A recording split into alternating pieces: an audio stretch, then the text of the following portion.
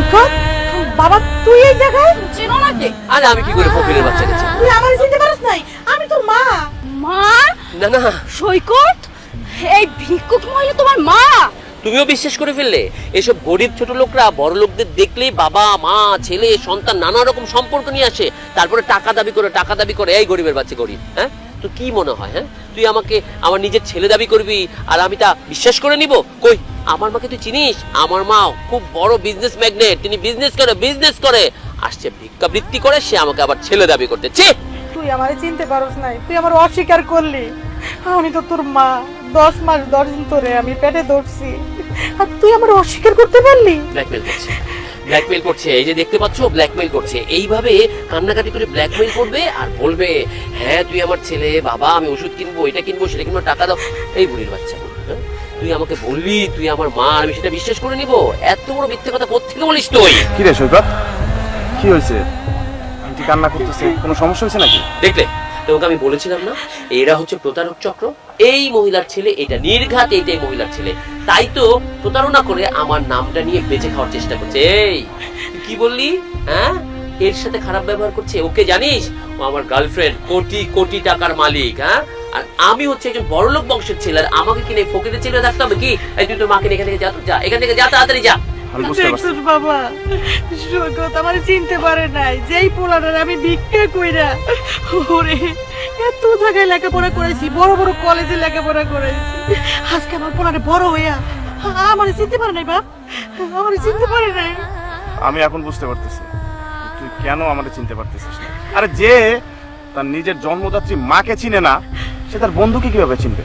আর কি বললি? এটা তোর কোটিপতি গার্লফ্রেন্ড, সো হোয়াট? মা হচ্ছে অমূল্য সম্পদ, সেটা তুই বুঝবি না, কারণ তোর তো মা আছে, আমার মা নেই, আমি বুঝি। তার মানে তুমি এতদিন তোমার পরিচয় আমাকে লুকিয়েছো, তাই না? তুমি আমাকে বলতে তুমি নাকি অনেক বড়লোক ফ্যামিলির ছেলে, তার মানে সবটাই মিথ্যে। এই মহিলা এতক্ষণ মিথ্যে বলেছে, আমি মেনে নিয়েছি, কিন্তু এই লোকটা একসঙ্গে তো দুইটা লোক মিথ্যে বলতে পারে না। ছি ছি ছি, তোমার মা ভিক্ষা করে আর আমি কিনা একটা ভিক্ষুকের ছেলের সঙ্গে রিলেশন করেছি?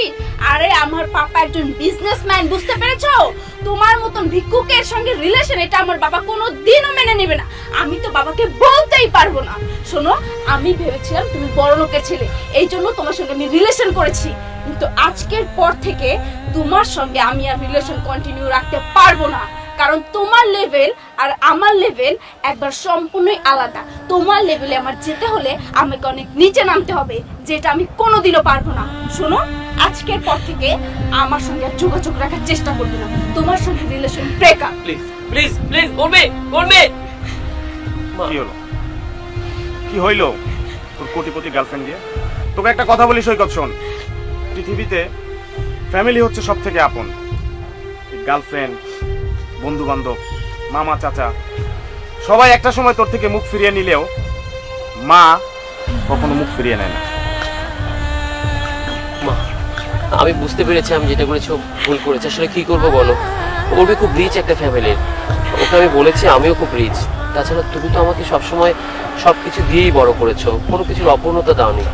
আজকে ওর ভালোবাসায় আমি তোমাকে অস্বীকার করেছি। আমি তোমার কাছে হাত জোর করে বলছি, আমাকে মাফ করে দাও। শুন বাবা, তোর আমি 10 মাস 10 দিন গর্ভে ধরছি, কিন্তু তোর থেকে না এরকম খারাপ ব্যবহার আমি আশা করি নাই বাপ, কোনোদিনও আশা করি নাই। তোর যদি আমি ক্ষমা করি না, তাহলে আমার আল্লাহ আমারে ক্ষমা করবো না, তোর আমি ক্ষমা করতে পারবো না বাপ। তুই ভালো থাকিস, আমার লগে কোনো দিন যোগাযোগ করার চেষ্টা করিস না। আমি এই যে ভিক্ষা করি না, এই ভিক্ষা করে বাকিটা জীবন আমি বার করবো, তাও তোর দুয়ারে কোনোদিন আমি যাব না। দোয়া করি আল্লাহ পাক তোকে অনেক টাকার মালিক বানান, কিন্তু তোর দুয়ারে কোনোদিন আমি যাব না, কোনোদিনও না। দাঁড়াও মা। সৈকত, আজকে যে তুই অমূল্য সম্পদটা হারাইলি, এটার ক্ষতিপূরণ তুই কোনোদিন করতে পারবি না। আমার তো মা নাই, আজকে থেকে আমি আমার মা পাইছি। ভালো থাকিস, চলো মা। মা, চল মা, মা।